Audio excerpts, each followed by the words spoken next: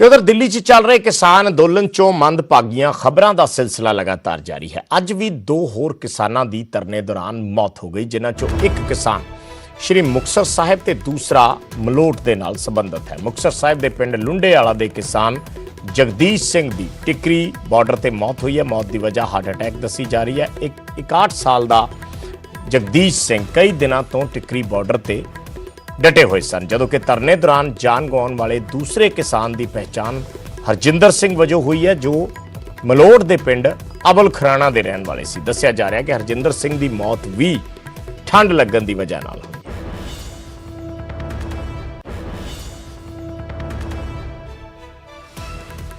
बहुत ही दुखदाई खबर है जी। मेरे साडे सरपंच साहब के बेटे जगजीत सिंह नंबरदार जी, जिहड़े पिछले ਪਹਿਲਾਂ ਵੀ 20 ਦਿਨ ਲਾ ਕੇ ਉੱਥੇ ਦਿੱਲੀ ਆਪਣੇ ਜਿਹੜਾ ਸੰਘਰਸ਼ ਹੈ ਜੀ, ਉਸ ਤੋਂ ਬਾਅਦ ਹੁਣ ਫਿਰ 15 ਦਿਨ ਹੋ ਗਏ ਗਿਆ ਨੂੰ ਸੀ ਜੀ। ਉਹਨਾਂ ਦੀ ਅਚਾਨਕ ਰਾਤ ਹਾਰਟ ਅਟੈਕ ਨਾਲ ਮੌਤ ਹੋ ਗਈ ਤੇ ਬਹੁਤ ਹੀ ਸਾਰੇ ਪਿੰਡ ਦੇ ਵਿੱਚ ਜਿਹੜੀ ਇਹ ਦੁਖਦਾਈ ਖਬਰ ਹੋਈ ਤੇ ਮੋਦੀ ਸਰਕਾਰ ਨੂੰ ਇਸ ਗੱਲ ਤੋਂ ਸ਼ਰਮ ਮੰਨਣੀ ਚਾਹੀਦੀ ਹੈ ਵੀ ਹਰ रोज़ कितने किसान शहीद हो रहे हैं।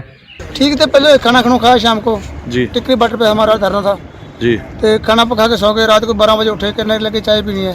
हम लोगों ने चाय बनाई, चाय पी के फिर सो गए। सुबह 3 बज के 10 मिनट पर उठे, साथी को बोलने लगे कि उठो यार, मैं फ्लासी जाना है उधर पेट्रोल पंप पे। एक बार उठ के खड़े हो गए तो अचानक गिर गए, अटैक आ गया तो वहीं डेथ हो गई। ਤੇ ਉਧਰ ਸਾਬਕਾ ਕੇਂਦਰੀ ਮੰਤਰੀ ਹਰਸਿਮਰਤ ਕੌਰ ਬਾਦਲ ਨੇ ਇੱਕ ਵਾਰ ਫਿਰ ਕੇਂਦਰ ਸਰਕਾਰ ਤੇ ਨਿਸ਼ਾਨਾ ਸਾਧਿਆ ਹੈ। ਹਰਸਿਮਰਤ ਨੇ ਕਿਹਾ ਹੈ ਕਿ ਸਰਕਾਰ ਕਿਸਾਨਾਂ ਦੇ ਪ੍ਰਤੀ ਬਿਲਕੁਲ ਗੰਭੀਰ ਨਹੀਂ ਹੈ। ਹਰਿਆਣਾ 'ਚ ਕਿਸਾਨਾਂ ਦਾ ਵਿਰੋਧ ਬਿਲਕੁਲ ਸਹੀ ਸੀ, ਸਰਕਾਰ ਕਿਸਾਨਾਂ ਨੂੰ ਵਿਰੋਧ ਦੇ ਲਈ ਮਜਬੂਰ ਕਰ ਰਹੀ ਹੈ। ਇਹ ਬਿਆਨ ਹਰਸਿਮਰਤ ਕੌਰ ਬਾਦਲ ਵੱਲੋਂ ਦਿੱਤਾ ਗਿਆ ਹੈ, ਖਾਸ ਤੌਰ ਤੇ ਉਦੋਂ ਜਦੋਂ ਨੈਗੋਸੀਏਸ਼ਨ ਚੱਲ ਰਹੀ ਹੈ ਕਿਸਾਨਾਂ ਦੇ ਵਿੱਚ ਔਰ ਸਰਕਾਰ ਦੇ ਵਿੱਚ। ਸਰਕਾਰ ਵਾਰ-ਵਾਰ ਇਹ ਦਾਅਵਾ ਕਰਦੀ ਹੈ ਕਿ ਅਸੀਂ ਇਸ ਮਸਲੇ ਨੂੰ ਹੱਲ ਕਰ ਲਾਂਗੇ। ਐਸੇ ਵਿੱਚ ਸੁਪਰੀਮ ਕੋਰਟ ਦੀਆਂ ਟਿੱਪਣੀਆਂ ਆਉਂਦੀਆਂ ਨੇ, ਸੁਪਰੀਮ ਕੋਰਟ ਸਰਕਾਰ ਨੂੰ ਫਟਕਾਰ ਲਗਾਉਂਦੀ ਹੈ ਔਰ ਸਿਆਸੀ ਆਗੂ ਵੀ ਆਪਣਾ ਪ੍ਰਤੀਕਰਮ ਦਿੰਦੇ ਨੇ। ਇਸੇ ਵਿੱਚ ਹਰਸਿਮਰਤ ਬਾਦਲ ਨੇ ਇੱਕ ਵਾਰ ਫਿਰ ਕੇਂਦਰ ਸਰਕਾਰ ਤੇ ਨਿਸ਼ਾਨਾ ਸਾਧਿਆ। कोई इरादा ही नहीं सी। जे कोई इरादा होंदा तो फिर 3 जून तो लगातार जब मैं मुद्दा चकती रही, आही बेनती करती रही कि गलबात कर लो, शंके दूर कर लो। उस समय नहीं किया तो 1.5 महीना लोकां नूं ठंड च सड़कां च बिठा के 70 मौतां करके अज भी किसी नतीजे च नहीं पहुंचे ने। ये साफ है कि उन्हों का इरादा नहीं सी, जिदे करके पिछले मीटिंग च कहा कि अदालत च चले जाओ। कोई इलैक्टेड सरकार लोकां नूं कोई अदालत च जाओ, ये साफ क्लीयर हैगा कि समय बर्बाद करन दा इन्हां दा इरादा है ते लोकां दी जिन्हां दी जाना जा रही है उन्हां दे कख परवाह नहीं हैगी। इस तो होर दुख दी गल देखो, जब लोकी शांतमय तरीके दे नाल विरोध करना एक डेमोक्रेटिक राइट होंदी है, उहनूं तुसीं रोक नहीं सकदे।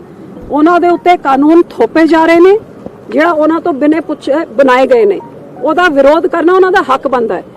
इस हक नूं जदों अदा करदे तुसीं उन्हां दे उत्ते पानी दी बौछारा ते अथरू गैस सिटोगे, फिर तुसीं लोकां नूं धक रहे हो कि तुसीं एक शांतमई तरीके नहीं अशांति की तरफ सरकार ते अपने पुलिस के राही उन्हां नूं धक रही है। अज मैं आही बेनती करांगी कि इस सरकार दे जिहड़े इरादे ने उन्हां नूं कामयाब होण लोकी ना देण। बहुत वधिया ते बहुत वड्डा संघर्ष लोकां ने कीता हैगा, दुनिया भर च इहदी शलाघा हुई है। ਤੇ ਹੁਣ ਗੱਲ ਬਰਡ ਫਲੂ ਦੀ। ਰਾਜਧਾਨੀ ਦਿੱਲੀ 'ਚ ਵੀ ਬਰਡ ਫਲੂ ਦੀ ਐਂਟਰੀ ਹੋਈ ਹੈ। ਸੰਜੇ ਝੀਲ 'ਚੋਂ ਲਏ ਗਏ ਸੈਂਪਲਾਂ ਦੇ ਵਿੱਚੋਂ ਇਹ ਪੁਸ਼ਟੀ ਹੋਈ। ਦਿੱਲੀ ਸਣੇ ਹੁਣ ਤੱਕ 9 ਸੂਬਿਆਂ ਦੇ ਵਿੱਚ ਬਰਡ ਫਲੂ ਫੈਲਿਆ ਹੋਇਆ ਹੈ। ਕੇਰਲ, ਰਾਜਸਥਾਨ, ਮੱਧ ਪ੍ਰਦੇਸ਼, ਹਿਮਾਚਲ ਪ੍ਰਦੇਸ਼ 'ਚ ਪਹਿਲਾਂ ਹੀ ਬਰਡ ਫਲੂ ਨੇ ਦਸਤਕ ਦੇ ਦਿੱਤੀ ਸੀ। ਹਰਿਆਣਾ, ਗੁਜਰਾਤ, ਮਹਾਰਾਸ਼ਟਰ ਤੇ ਯੂਪੀ ਦੇ ਵਿੱਚ ਵੀ ਬਰਡ ਫਲੂ ਪੈਰ ਪਸਾਰ ਚੁੱਕਿਆ ਹੈ।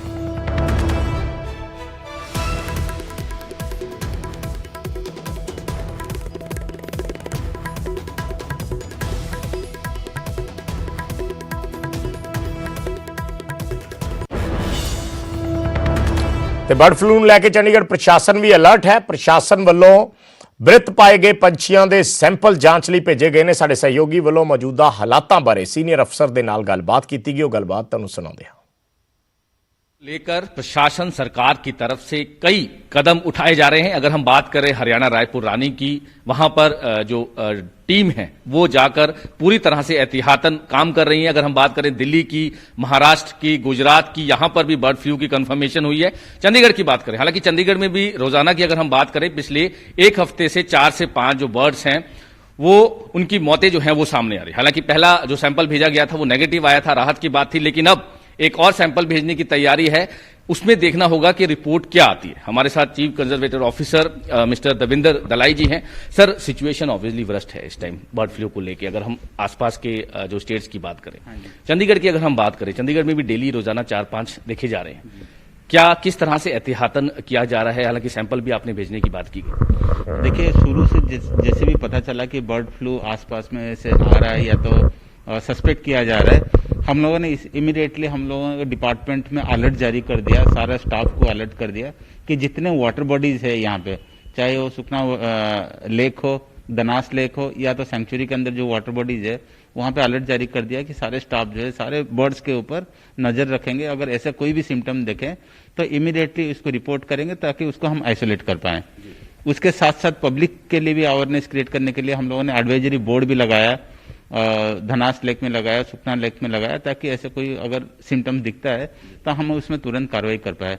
लेकिन जैसे आपने बताया, राहत की बात यह है कि जो शुरू में हमारे यहाँ पे डेथ की रिपोर्ट आई थी, हम लोगों ने सैंपल भी जलंधर भेजा था और उसकी नेगेटिव रिपोर्ट आई। एक और भी बंच हम लोगों ने नेक्स्ट डे भी सैंपल भेजा था 5 बर्ड्स की, उसका भी रिपोर्ट आना बाकी है। लेकिन ये बात सही है कि रोज 4-5 की डेथ हो रही है, लेकिन उसका रीजन जो है अभी तक नहीं पता चला। चंडीगढ़ से कैमरामैन जयेंद्र सिंह के साथ मनोज राठी, न्यूज़ 18 पंजाब। ਤੇ ਕੋਵਿਡ-19 ਮਹਾਮਾਰੀ ਨੇ ਆਪਸੀ ਨਿਰਭਰਤਾ ਦੀ ਭਾਵਨਾ ਨੂੰ ਮਜ਼ਬੂਤ ਕੀਤਾ, ਜਿਸ ਨਾਲ ਪੂਰਾ ਦੇਸ਼ ਇਸ ਮੁਸੀਬਤ ਦਾ ਇਕਜੁੱਟ ਹੋ ਕੇ ਮੁਕਾਬਲਾ ਕਰ ਸਕੇ। ਵੈਕਸੀਨੇਸ਼ਨ ਦੇ ਐਲਾਨ ਤੋਂ ਬਾਅਦ ਹੁਣ ਜ਼ਰੂਰਤ ਹੋਏਗੀ ਕਿ ਅਸੀਂ ਆਪਣਾ ਮੋਹਰੀ ਯੋਗਦਾਨ ਦਈਏ, ਜਿਸ ਨਾਲ ਅਸੀਂ ਇੱਕੋ ਸਮੇਂ ਵਾਇਰਸ ਨੂੰ ਹਰਾਉਣ ਵੱਲ ਕਦਮ ਵਧਾ ਸਕੀਏ। ਤੇ ਨੈਟਵਰਕ 18 ਇਸ ਮੁਹਿੰਮ 'ਚ ਹਰ ਕਦਮ ਤੇ ਤੁਹਾਡੇ ਨਾਲ ਹੋਏਗਾ। ਜਦੋਂ ਤੱਕ ਸਾਰੇ ਸੁਰੱਖਿਅਤ ਨਹੀਂ ਹੁੰਦੇ, ਉਦੋਂ ਤੱਕ ਕੋਈ ਸੁਰੱਖਿਅਤ ਨਹੀਂ ਹੋਏਗਾ। ਇਸ ਸੋਚ ਦੇ ਆਧਾਰ ਤੇ ਕੈਂਪੇਨ ਸੰਜੀਵਨੀ ਦਾ ਉਦੇਸ਼ ਇਹ ਸੁਨਿਸ਼ਚਿਤ ਕਰਨਾ ਹੈ ਕਿ ਵੈਕਸੀਨ ਪਾਉਣਾ ਸਾਰੇ ਭਾਰਤੀਆਂ ਦਾ ਅਧਿਕਾਰ ਹੈ।